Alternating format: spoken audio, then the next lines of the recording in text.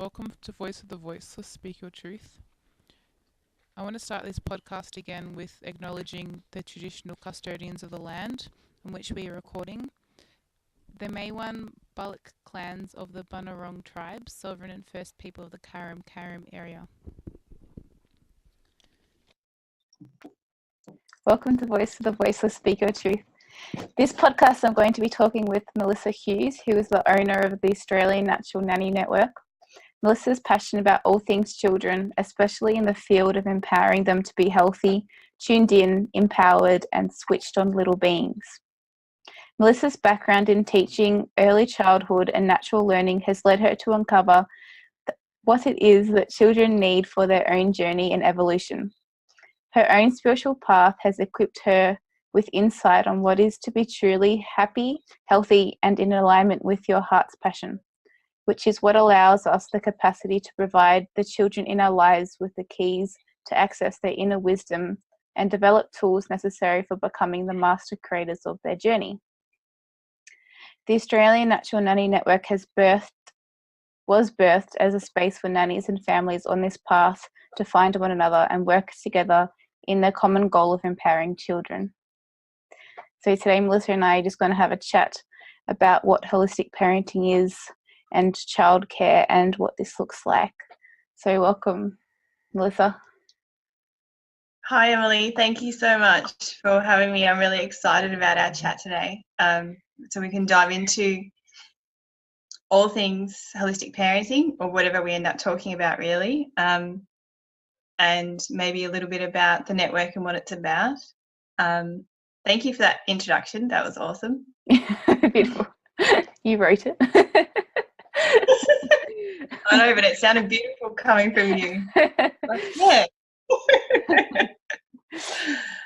Yeah. I'm excited too, and we'll just see what comes up, and what sort of stories we uncover. But to begin with, would you like to let us know a little bit more about the Australian Natural Nanny Network and how that was birthed, and what it is and what it involves?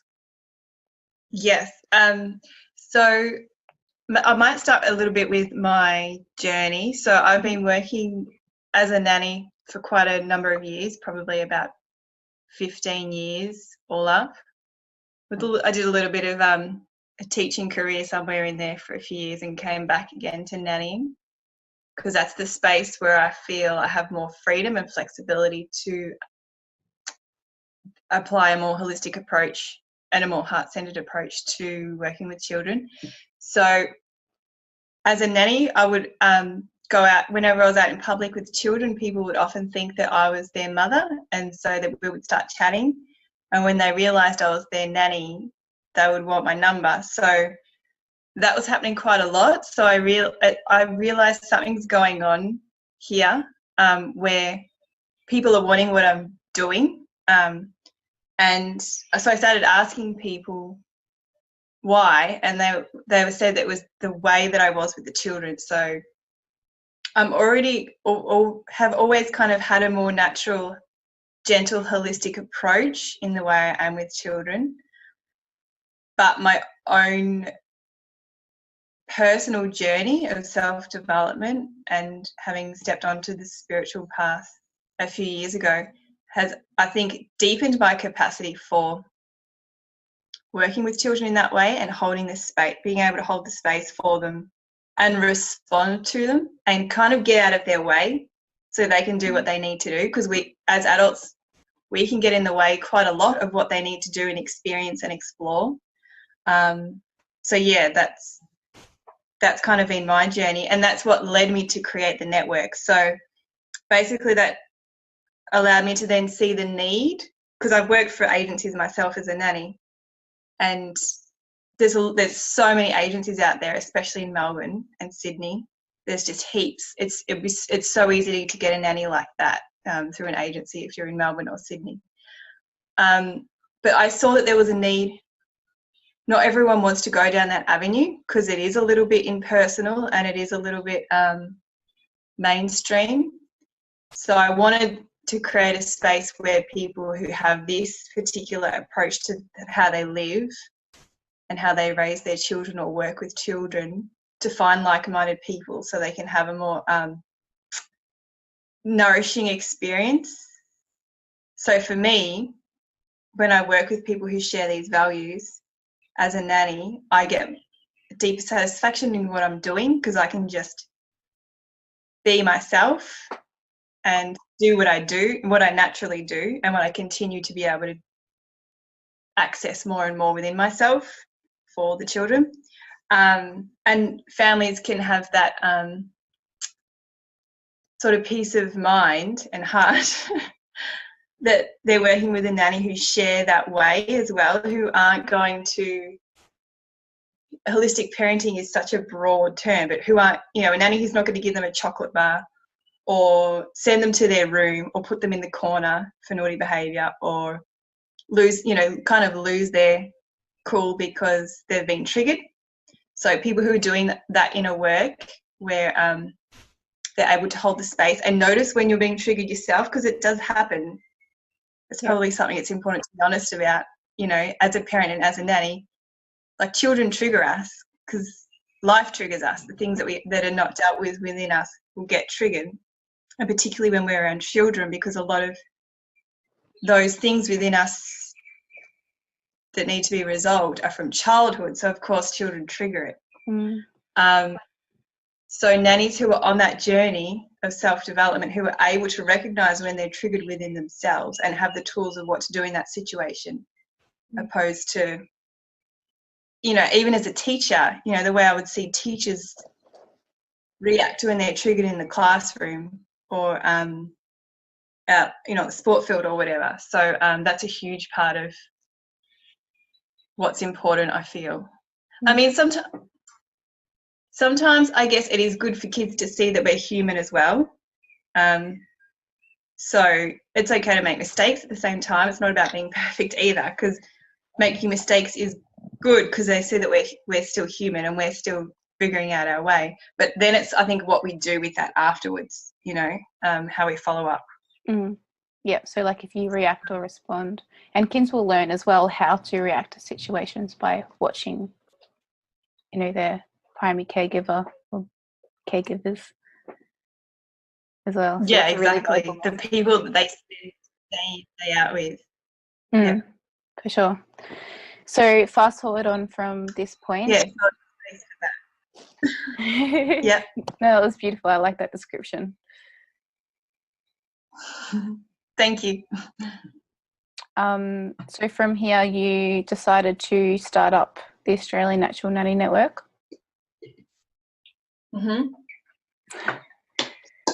Yeah, so I launched 18 months ago now. So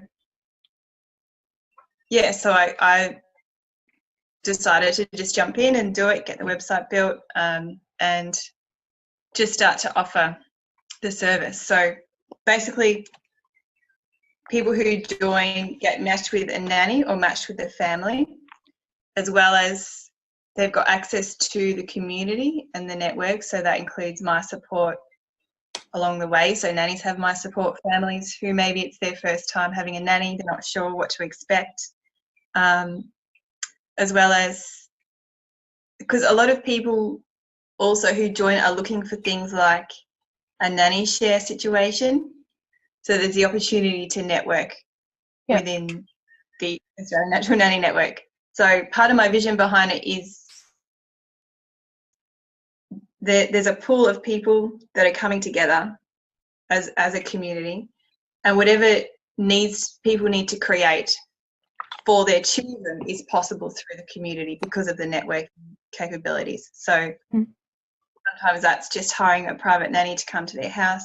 Sometimes that's creating a nanny share situation.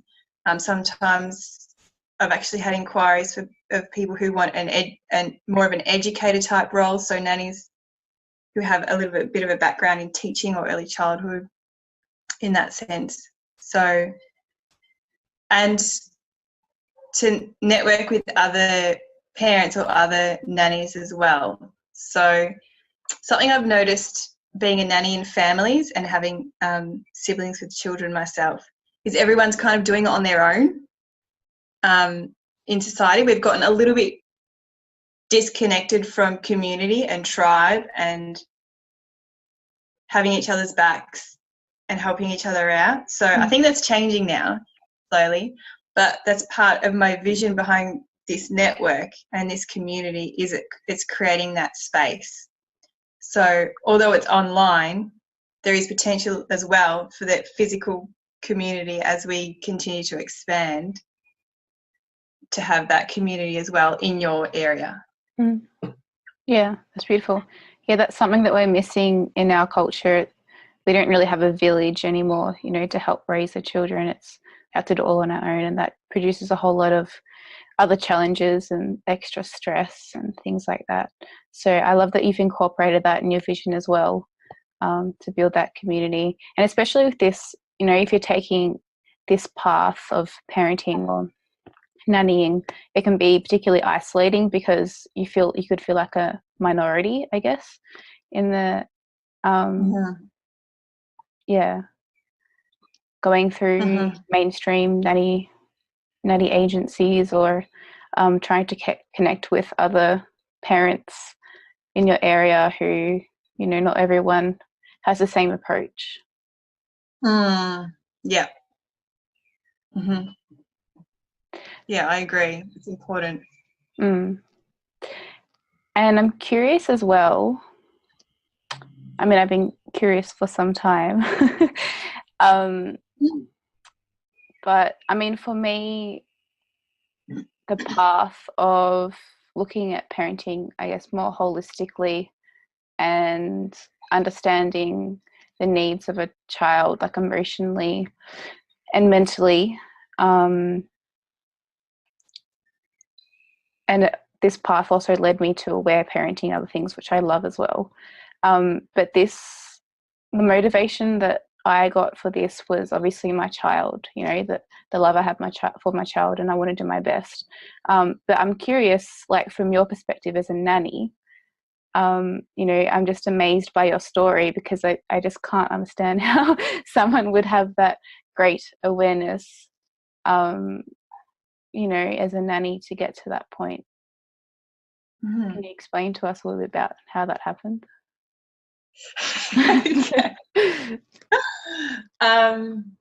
Well, I think I'm the oldest child in my family, so I've always kind of had a bit of a pseudo-parenting role and nurturing role, just always, just growing up. Even as a child, younger children were always drawn to me. So I've always just attracted children, and I've always felt just intuitively that I know what to do when they interact with me. So I've always had that naturally, as well as probably because my mum's also very much a natural mother. She's very nurturing in that sense, so I think I got a lot of that from her. But I think it's also the journey I've been on though personally. So for me, my journey really started in 2012 of delving deeper into my path, myself, what I value, what I love, what's important to me, how I want to live my life. And a lot of that has stemmed back to childhood, you know, remembering, okay, play is really important. I'm finding that really more and more actually. The more I allow myself to play and take things less seriously, the more everything flows, the more the solutions come to perceived problems and all that sort of thing. So I just feel that it's my path. I'm kind of a natural mother, so it's just natural. I don't know if that answers your question. No, that's great. But actually that brings me to a good point that I want to discuss is, yes, I've got a background and a qualification in teaching, but what I'm finding is nannies who join, they don't all necessarily have the piece. It's not about the piece of paper. It's about exactly what I just explained about myself. Yeah. It's about what their natural disposition is and abilities and what's on their heart and what their passion is. So if they're got that passion for working with children in this way and that just naturally loving and giving and nurturing, and they love it, they love doing it, and on the journey of self-development, then they're kind of qualified already without having to go through the system to get a certain piece of paper. So some of them do have that qualification and are come into the network because they're looking to do it their own way, similar to why I left teaching. But yeah, at the end of the day, that's not what it's about, because that's not qualifies you for nannying in this way. So does that answer your question? Yeah, no, it does. Yeah. So are there any particular philosophies that you're particularly drawn to or that you utilise in your work?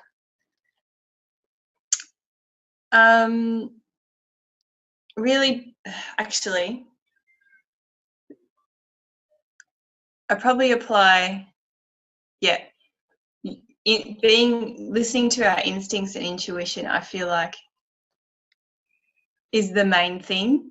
Like without having learned a set framework of a philosophy or a course or anything like that, that's the first thing that comes up. So I've noticed the more I allow myself to follow instincts and intuition when I'm holding the space for children, that's when the magic happens. So, and that has meant undoing my own programming.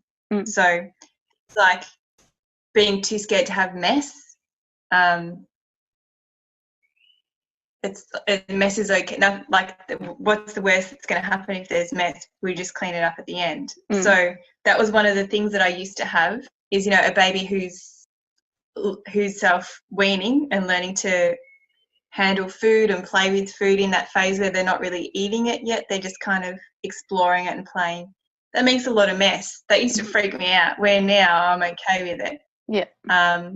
Or if they want to get the paint out or they want to play outside in the mud, like I've just let go of so much resistance to having, it's probably my teaching training as well. It was a little bit like everything's got to be tightly controlled and structured and ruled, and so letting go of that is what's allowed me to be able to listen to my instinct and intuition in every moment, whether it's a little baby or a toddler or a child that I'm picking up from school, because that's what following our intuition and our instincts is, responding to exactly what's happening in that present moment and being informed by that. So I think that's a huge part. Yeah, I love that. Yeah. Actually might just talk a little bit about, because gentle parenting is something obviously that's referred to a lot within holistic parenting. So because there's a bit of I feel like this is important to discuss, because there's a bit of a misnomer that gentle parenting means just free range. Yeah. And it's kind of letting go. Yeah. And no just boundaries. Yes. And it's actually not the case at all. Part of the philosophy of gentle parenting is actually having those boundaries in place, safe, loving, firm boundaries in place. But it's just about why it's called gentle parenting is because it's in a way that's gentle and respectful, opposed to authoritarian. So working with your child at their level, but also setting boundaries with love. Yes. Exactly. Yeah. Actually, I heard a really good reference to that from a video that I watched where the guy talked about, he said, it was in reference to teenagers, but I feel that it applies to all children and us. When you get on a ride that's going to go upside down and loop around and all that stuff, what's the first thing that you do when you hop in and they push down the boundary, the thing that's going to keep you safe? You test hold it, on. you shake it, and you test it to make sure it's going to hold. Yeah. So that's what they're constantly doing. They're constantly testing the boundary to make sure it's going to hold. So they can go, okay, cool. that boundary is there. It's going to keep me safe so I can have fun. I mean, sometimes we got to, yeah, so do I. It just clicked when I heard that. So yeah, having that safe boundary is really important and a big part of gentle parenting. So yeah, because kids need to have safety and security as well as the ability to explore as well. They almost go hand in hand. Having the safety and security allows them to explore. Yeah, like the safe base to come back to. Yeah. And what I love about this approach to parenting is how it really sets your kids up for life, because it's building them a foundation. So if they have, a safe, secure attachment and they have boundaries and things made in their childhood, then they're more likely to be, a secure adult who can be independent and who knows how to ground themselves and center themselves when they need to. And then the roll-on effect of that, again, is the bigger picture of, that changes everything, because that's another person out there in the world and interacting with the world who have has that grounding and that connection to themselves and what they're passionate about. So they're going to go out there and do things differently to how things have been done to this point. Yeah, butterfly effect. Yeah. Yeah, so I personally feel that being able to raise children in this way is probably one of the best, if not the best, contribution you can give to the world, because that's the next generation. Yeah. Yeah, I agree. Yeah, actually, I saw a quote the other day that said, conscious parenting is activism. Yeah, for sure. Yeah, I like that. But it's almost passive activism. And effective because of the ripple effect, like you said. Yeah.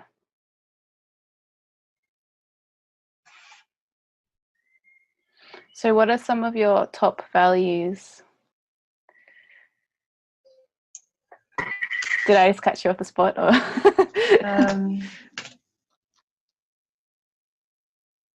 it's a good question. In terms of parenting, like, it's just do you value like connection or nature time or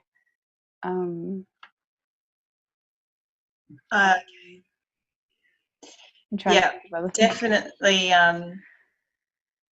it's okay. I think I got it. Just got it, because it's a deep question. I just got to drop in to access it. Yeah, for sure.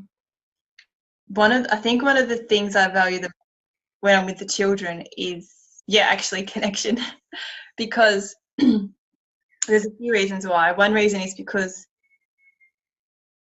I suppose that's part of one of the having a boundary actually is the connection. So once I have that rapport and that deep connection with them, they feel safe and they drop in to themselves, they're content, and they just go about their day and what they need to do. For me, it's not just with children, just in general, actually, connection is one of the things I value most. So, but it's beautiful having that connection with children, because, like I said, one of the things I value most is also play. That's actually really recent that's come through for me as one of the things I really value. I always have, but I've just taken it to the next level lately. So it's partly why I love being with children. They haven't forgotten how to play and how to live and how to be in the moment. So connection and play, which go together, because once they've got their connection, they feel safe enough to play and express themselves. What else? Connection, play.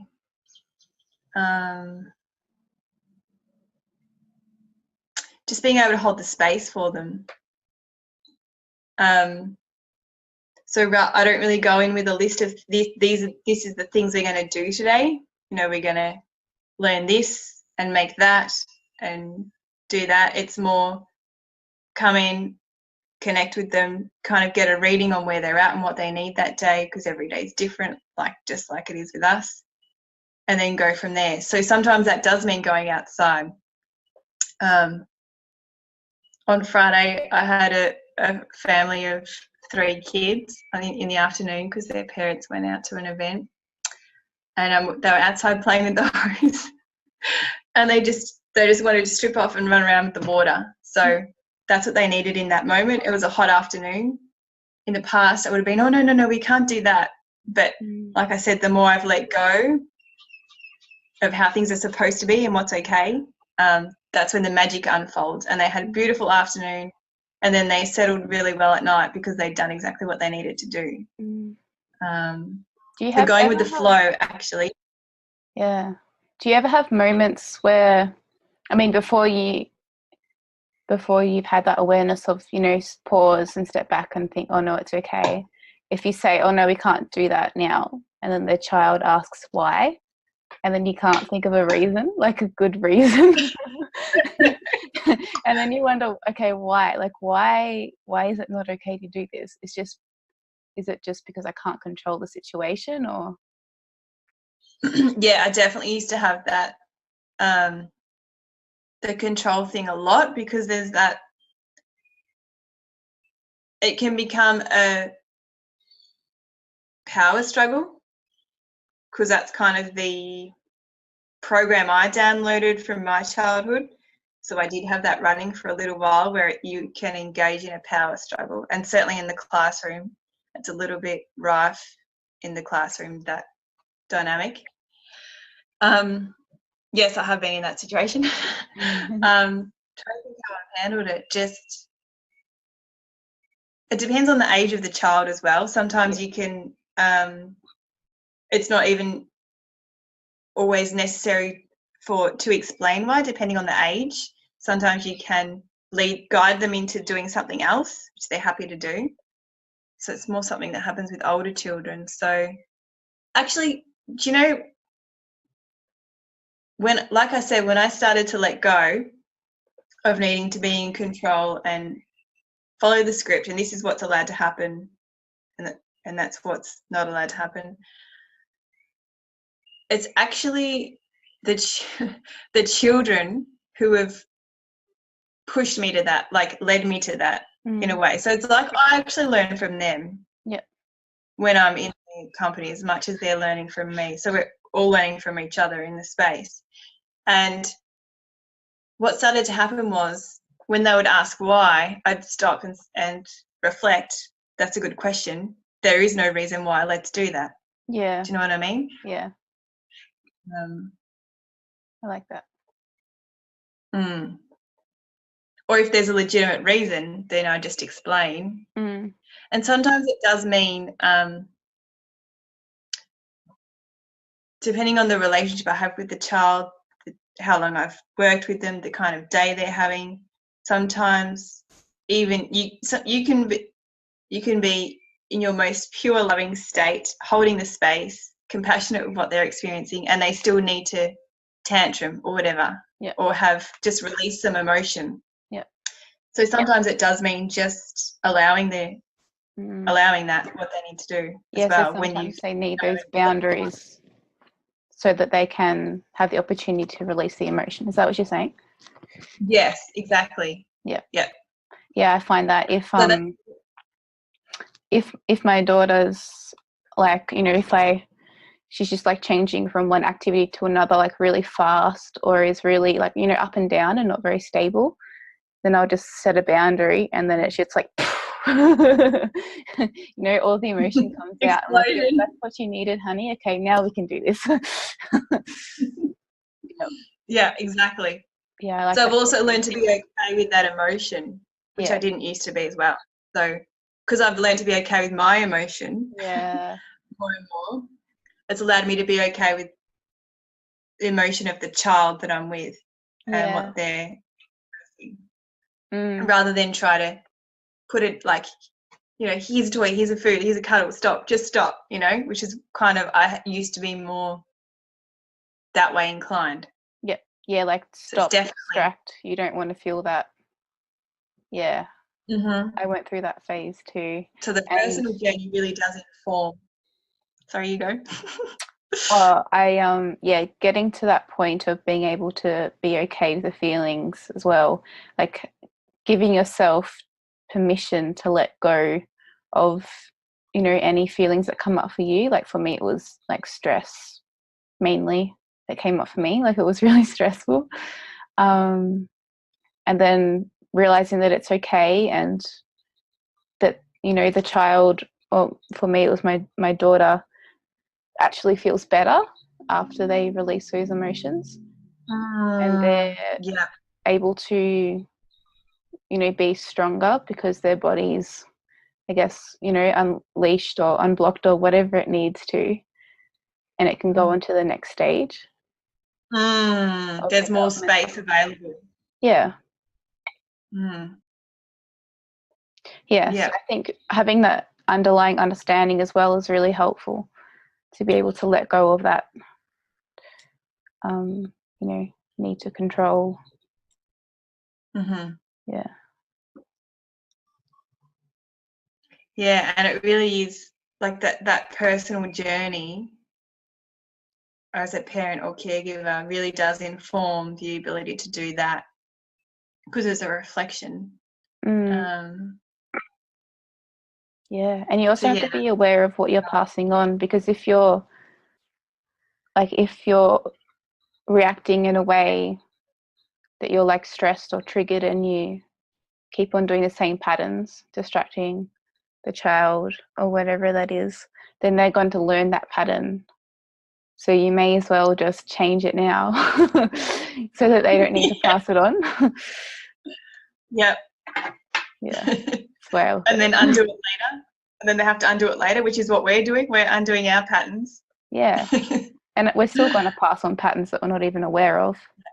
And then at least they can work on those ones rather than the ones that we're working on.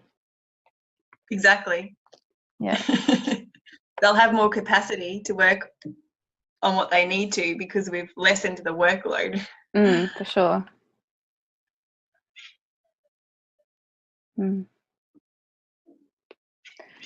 So what are some ways that you use play during, you know, your day-to-day activities to either like to release tension or to, you know, try to instill some, I don't know if instill is the right word, encourage, I guess, some cooperation in the children you're working with? So I guess one example is, say if a child, say we've got to get out of the house at a certain time to get another child to kinder or something like that, or we're booked in to go to something, and a child doesn't want to get dressed. This is an example because it's something I've been experiencing lately. Yep. There's two ways I've approached that situation, because the same thing doesn't always work every time either, or in every situation.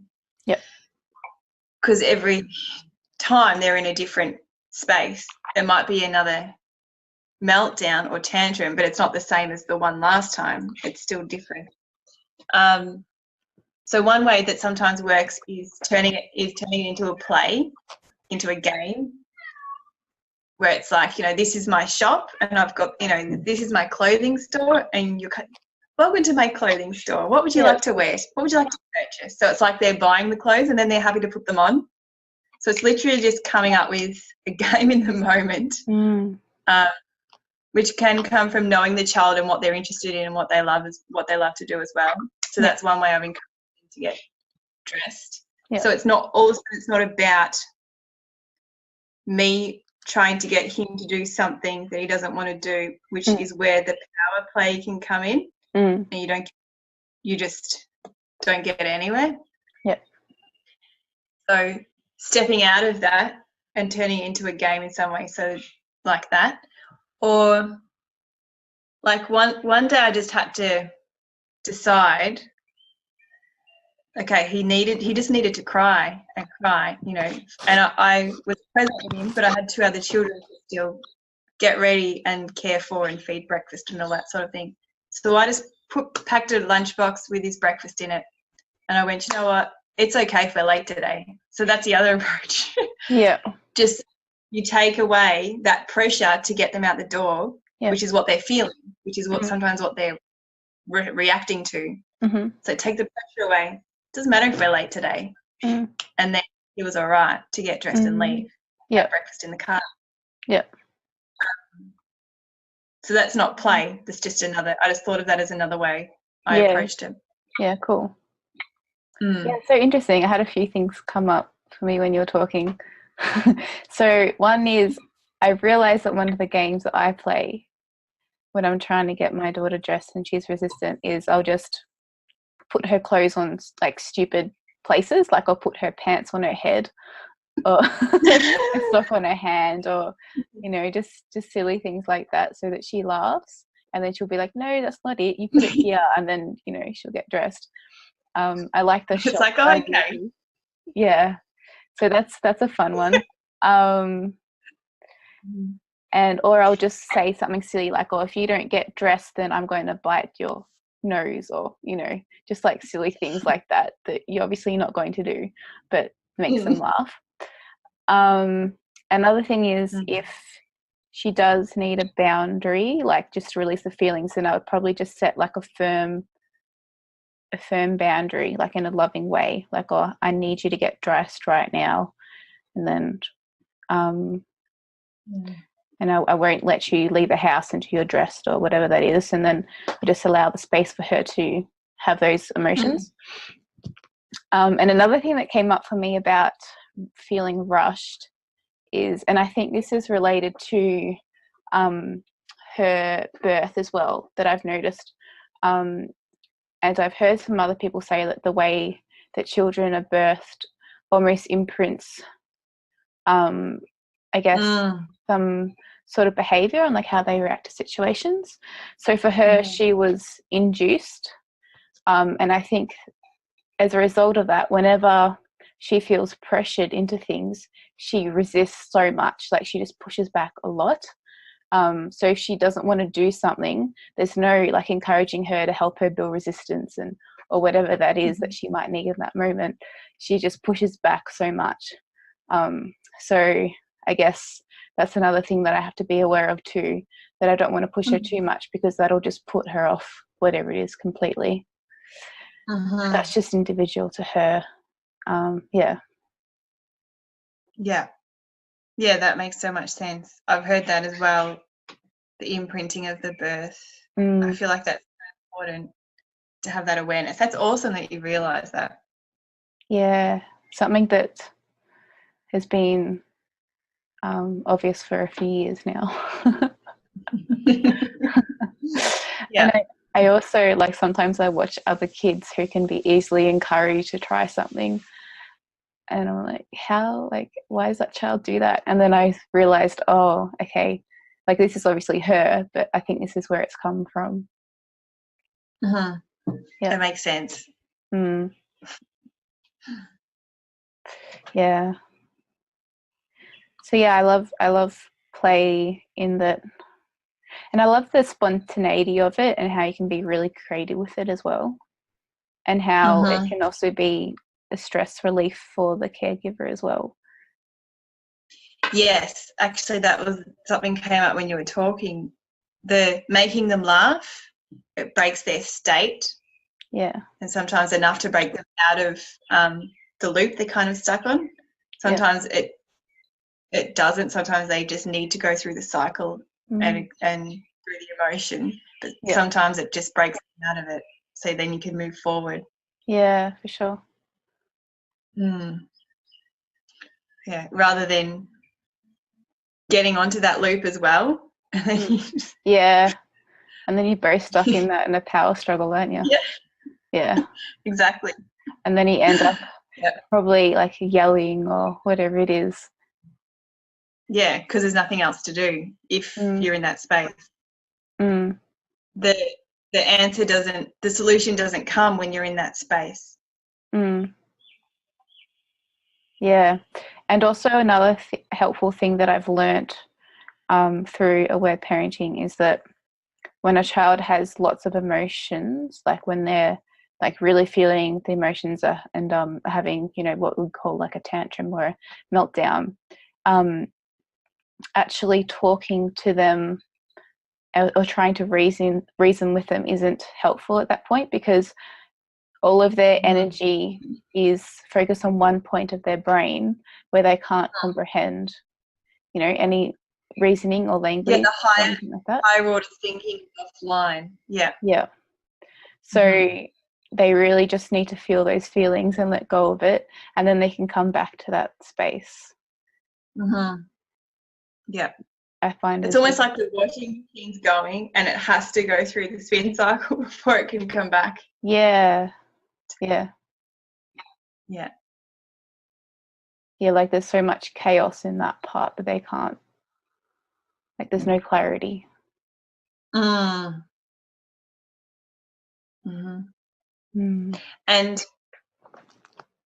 what I've learnt over the years actually is the sooner we're able to, I heard from someone else the phrase share your calm. The sooner we're able to drop into our calm and hold that calm space for their little storm, the sooner they get through it. But when we get anxious as well, it prolongs it and drags it out. Yeah, and I like that, because that's also you being in that calm space is also their safety and their security, so that they know that everything is okay while they're feeling whatever they're feeling, and they're given the space to process that, and then they can come back to that safe place after. Yeah, exactly. And then if they learn that that's what's going to happen, then they get better. I think they get better at it as well. Each time. Yeah. Which is a good imprinting to have. A helpful one. Yeah, that's true. Yeah, it's a good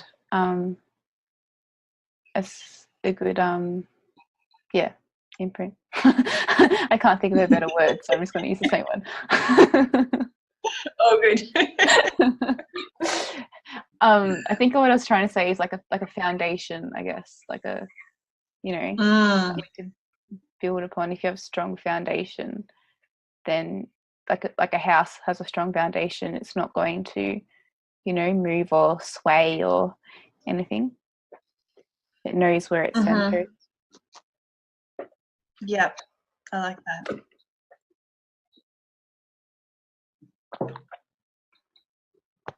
Do you have any other, you know, values or any other tools that you use at all?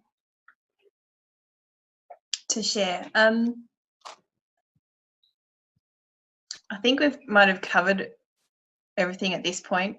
To share today. Yeah, that was a really good chat. Thank you. Yeah, no worries. Thank you. Thanks for sharing your knowledge and your insight. And I really like how you take that time to drop in before you respond as well. Like, it's really apparent how you do respond to children, because you're able to just stop, reflect, and then respond, which I find is a really valuable skill. Oh, thank you. It's taken a bit of work to get there. Thank you. For sure. No worries. All right. Thanks, Melissa.